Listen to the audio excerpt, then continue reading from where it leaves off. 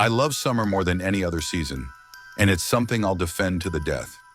My love for summer isn't about partying or drinking, but about nature, warm weather, and being outdoors. When the heat sets in, I spend more hours outdoors than indoors. On a warm night in mid-June a few years ago, I, who was about 17 or 18, had a terrifying experience. There's a large nature reserve near my house. When I say large, I really mean it's nearly 1,000 acres. To this day, there are parts of this forest that I've definitely not explored. Two friends of mine and I agreed to spend a night camping in this forest. Technically, camping there is completely prohibited and almost illegal, but we figured no one would catch us in this dense forest. We just needed to get as far into the woods as possible. Chuck was the camper of the bunch. I'll be honest, he loved dressing up as a Boy Scout and knew about 100 different knots. Our other friend Jackson was always the one providing the drinks. If we were sober, he wouldn't be happy, which is how things were with Jackson. I could feel the gentle summer breeze blowing through my hair as the three of us packed our things into Jackson's car. The weather was perfect, not too cold, not too hot. After a few beers, we headed into the woods around 11:30. I was starting to feel the buzz as we walked. Chuck always carried an industrial flashlight, so the darkness of the woods wasn't an issue. As much as I love the outdoors, walking through the dense forest at this hour was a little scary, even with Chuck's flashlight. After about half an hour of walking, we found a small flat clearing that was perfect for setting up camp. Following Chuck's instructions, we set up the tent and set up the chairs. Chuck continued working on the fire, and after a few minutes, we had a pretty steady fire. Jackson pulled out another beer and started playing music from his JBL speaker. The atmosphere was perfect, and we sat there talking and drinking beer for about 2 hours. As we were about to take a break, I heard a strange whistling sound from behind us. The whistling sound was so sudden and deafening that it almost made me jump out of my seat, shifting from a dreamy state to a state of high alert. The sound was unlike anything I had ever heard in the woods. It was extremely loud but echoed from afar. Jackson quickly turned off the speaker, and the three of us looked at each other with worried eyes, no one daring to say anything. I could feel my heart pounding in my chest. We sat in silence, listening to every sound around us.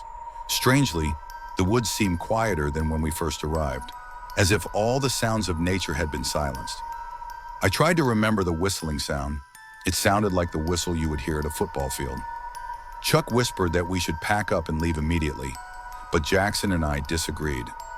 We were afraid that if we moved at this hour, we might run into whoever or whatever was making the whistling sound. We decided to wait a little longer to see what would happen. I was about to put out the fire, but Chuck stopped me, saying that the fire would help scare away dangerous animals. It was then that I realized the gravity of the situation. We were miles away from any human settlements at 3 a.m., and there was some mysterious entity somewhere in the darkness. We continued talking, but this time in hushed tones and without music. I don't think either of us felt safe sleeping at that moment. Suddenly, I saw a small object fly over Jackson's shoulder and fall straight into the fire. It was a firework. I screamed in panic as it began to crackle in the fire. Chuck jumped out of his chair and ran into the darkness. Jackson and I followed, leaving all our belongings behind. We ran until we were exhausted, and Jackson bent down to vomit. Chuck turned off the flashlight, and the three of us stood there panting, trying to hear if anyone was following us. But there was no one. I had never felt so scared. Who would do that? We had to decide what to do next. Jackson wanted to leave the woods immediately and never come back, but Chuck didn't want to leave all his camping gear behind. Besides, the fire was still burning, and there was a risk of starting a forest fire. Finally, I agreed with Chuck that we should go back and check. Chuck, with his excellent sense of direction, led the way back to the campsite. As we approached, I could see the glow of the fire. However, before we could get any closer, Jackson put his hand on my shoulder and pointed forward with a look of horror on his face. I strained my eyes and saw three people sitting silently on our chairs like statues. One was facing us, with his mouth open, looking dead. We stood there frozen, not daring to move. They didn't speak, didn't move. I felt a cold fear spread through my body. We decided to retreat, but when Jackson tripped over a rock and cursed, the firelight suddenly went out, as if someone had extinguished it. We didn't hesitate any longer, turned around and ran like crazy. We didn't stop until we were out of the woods and in Jackson's car. No one spoke all the way home, each lost in his own thoughts.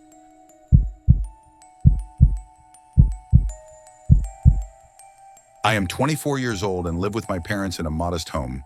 My income is the main source of income for our family, which has led to a rocky relationship with my parents. We argue quite often, and when I am not working or hanging out with friends, I tend to isolate myself. Exercise is my way of escaping personal stress and finding peace. There is a park about a 10-minute drive from my house that has a workout area with bars for pull-ups, dips, and other calisthenics.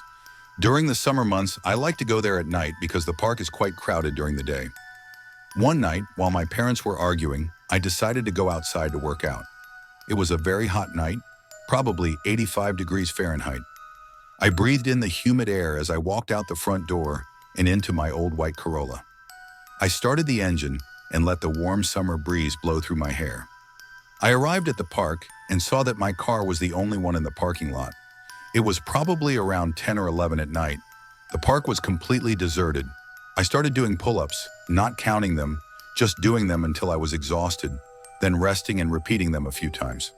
Halfway through, while I was resting to stretch my arms, a strange feeling came over me, and my instinct made me turn around. Standing just a foot away from me was a tall, ragged-looking man. I screamed and jumped back about 5 feet. He laughed loudly and apologized, saying he didn't mean to scare me. His appearance and demeanor were strange, as if there was something wrong with him. I asked him why he was standing so close to me, and he said he lived here. He explained that he often saw me working out here and asked if I could show him how to work out. I'm not a confrontational person, and especially in situations like this, I really just wanted some peace and quiet. I was embarrassed but politely said that I just wanted to do a few pull-ups and then leave. I went back to working out but could still feel his eyes burning into the back of my head. I didn't know what to say or do, but then something really strange happened. As I was about to finish my workout, I heard him mumble my full name. My blood ran cold as I jumped off and backed away slowly. I asked him shakily, "What?" But he didn't answer, just looked at me with a crazy smile and wide eyes. I felt a terrible feeling in my stomach, like something bad was about to happen. Without another word, I decided to quickly walk back to my car and leave. I felt him staring at me as I left, but luckily he didn't follow. Before I left the park, I took one last look back and saw him hanging from the bar, trying to do pull-ups in the exact same position I had just been. I left the park without looking back.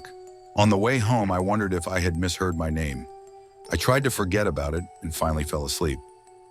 The next morning, I woke up early to go to work. I work in construction and have to get up well before my parents wake up.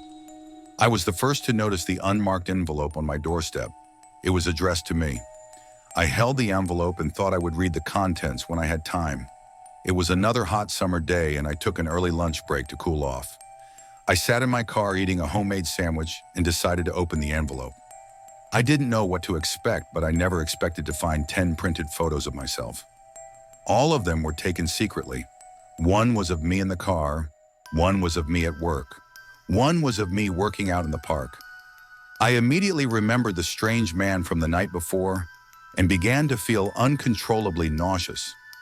I stared at the pictures in shock as I flipped through them.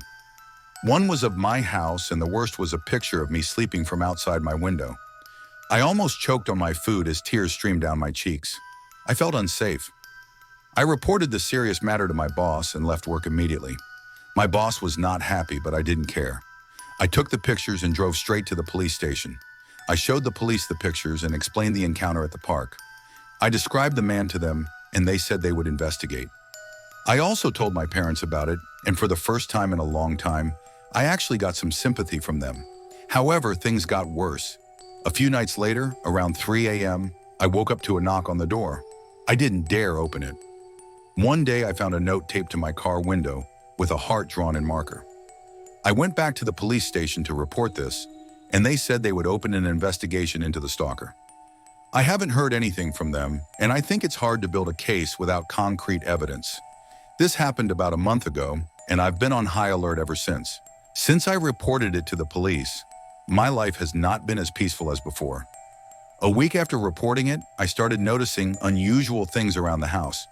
One day I returned home and found the front door ajar, even though I clearly remembered locking it before leaving. The door wasn't damaged, but it looked like someone had tried to force it open. When I entered, I didn't see anything ransacked, but I couldn't shake the feeling of unease.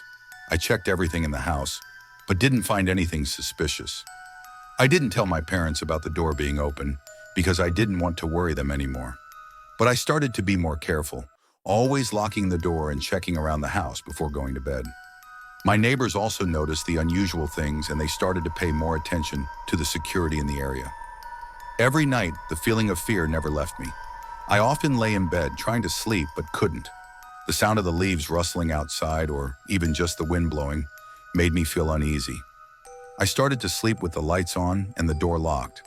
Sometimes I heard strange noises from outside, and I couldn't tell if it was the wind or someone was sneaking around. Sometimes I woke up in the middle of the night and felt like someone was standing right in front of my door. One evening, while I was sitting on the sofa watching TV, I saw a shadow outside the window. I couldn't see clearly, but it felt like someone was standing outside. I quickly turned off the lights and sneaked to the window to take a look. But when I got closer, the shadow had disappeared. I decided to install a security camera system around my house to feel safer. While reviewing the video recordings, I didn't see anything unusual except that the camera recorded many light movements in the yard late at night. But one time I saw a blurry image of a person standing near the window, very similar to the figure of the man I met in the park. A week later, I received a suspicious package. There was no sender's name, and inside was a videotape. I felt worried and decided to take the videotape to the police station. They confirmed that the videotape recorded me sleeping in my room. They said they would investigate but had no specific clues. The police increased patrols around the area and asked me to provide more information about the man I met. However, due to the lack of specific evidence, they had difficulty determining his identity and motive. As each day passed, I felt more and more insecure and worried about my safety. I feel lucky to have the support of the community and neighbors.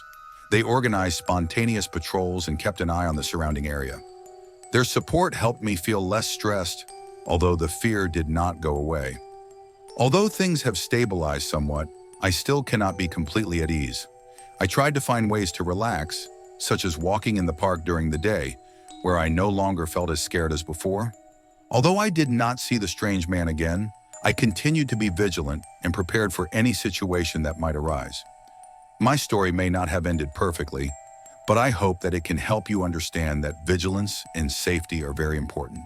Always protect yourself and do not hesitate to ask for help from the community or the police when needed.